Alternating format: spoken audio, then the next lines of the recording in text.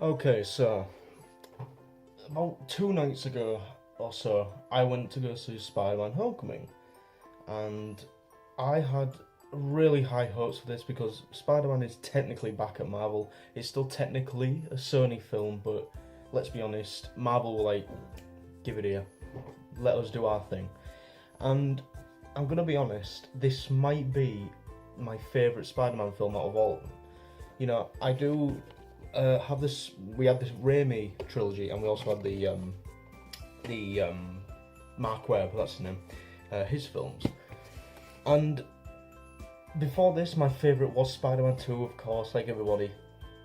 I do like Spider-Man 1 and 2, Spider-Man 3, not so much. And I do like The Amazing Spider-Man, and Spider-Man 2's, yeah, that's also a near for me. I went into this, and I had such a blast with this film. Like, it had this, it didn't feel like a Marvel Studios film, but it was. And I know that that might be difficult to it's difficult to explain, but it didn't. It felt like, I mean, I'm looking at here, and it had like a budget of like 175 million, and it felt like at times it was a low budget independent film, and that made it really cool as well.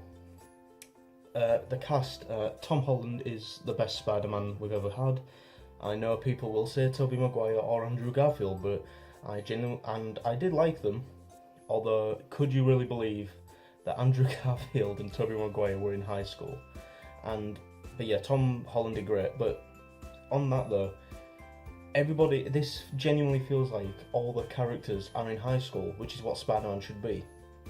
Now, you don't.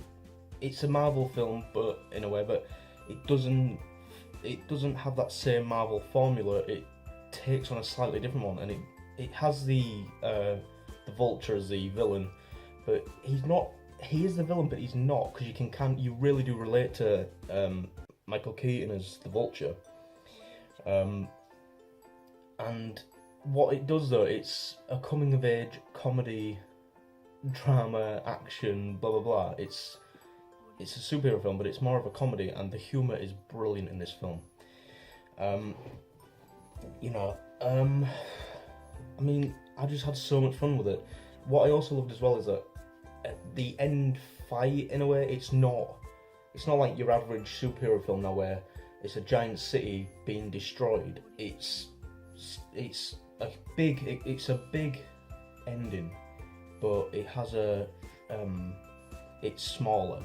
I know that makes sense, but like, you have like Batman v Superman, for example. The ending is a whole part of the city just being destroyed, and it's just been destroyed and everything.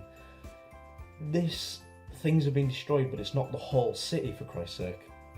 And I think that was so perfect. It had a much lighter tone than the previous Marvel film. The few Marvel films we've had, like Thor, even Doctor Strange, of course. Even though I do love those films, obviously, but this had a much lighter tone, and I think it needed that. I'm trying to think of anything else to actually say. It's 133 minutes. I don't know. I can't be asked to figure out how long that is in like hours, 2 hours something. But I could watch about 3 or 4 hours of this. I was laughing almost all the time at certain things. There is a big reveal though with the Vulture that will make you go, "What the fuck?" And I'm not going to say what it is, because I'm trying not to spoil anything, by the way. I don't know what else to say. I had so much fun with this film, and I like it better than Spider-Man 2. I know that's blasphemy to some people, and don't get me wrong, I love Spider-Man 2 still, but it's possibly my favourite Spider-Man film ever.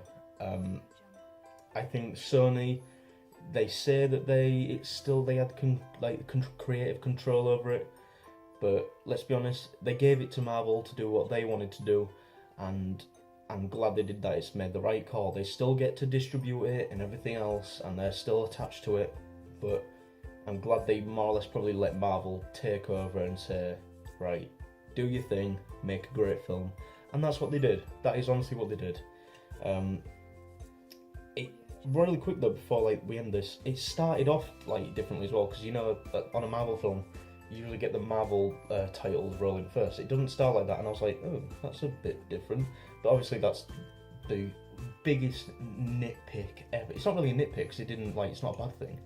But hopefully you get what I mean.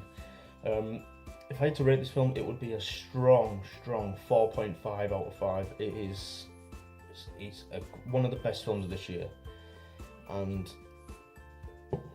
what's also good is that we don't have to wait like 3 or 4 years. We only have to wait till 2019 to get the second one.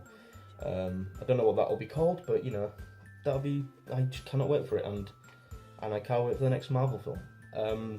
So yeah, 4.5 out of 5 for Spider-Man: Homecoming. So before we end this, please go check out my 2 episodes of my podcast.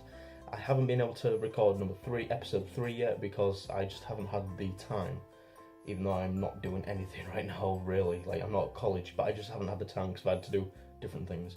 There'll be a link in the description for that. If you like this video, hit like and subscribe, and you know, I hope you liked the more like I'm talking to you in a way review. I'm not gonna try not to edit this, but yeah, I hope you enjoyed it, and like, subscribe please, and I will see you in the next video. Goodbye.